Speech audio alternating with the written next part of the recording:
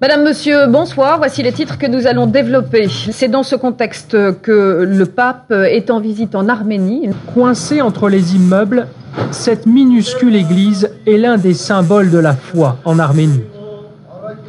Chaque dimanche, il prie pour tous ceux qui ont souffert pendant les 70 ans d'occupation soviétique. 70 années au cours desquelles leur église a été en partie détruite. Elle fut ensuite transformée en étable, puis en dépôt. Sainte Katodice a même été plusieurs fois mitraillée, en pleine messe. Là, vous voyez les traces de balles.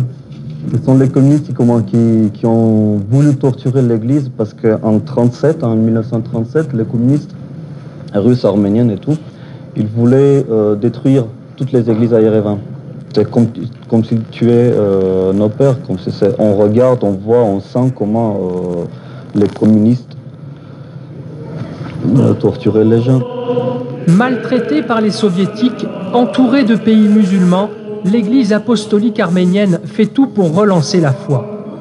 Ce dimanche-là, Saint-Etchemiadzin est rempli. Surnommé le Vatican des Arméniens, c'est là que siège leur pape, le Catholicos Karekin II. 90% des croyants arméniens appartiennent à son église.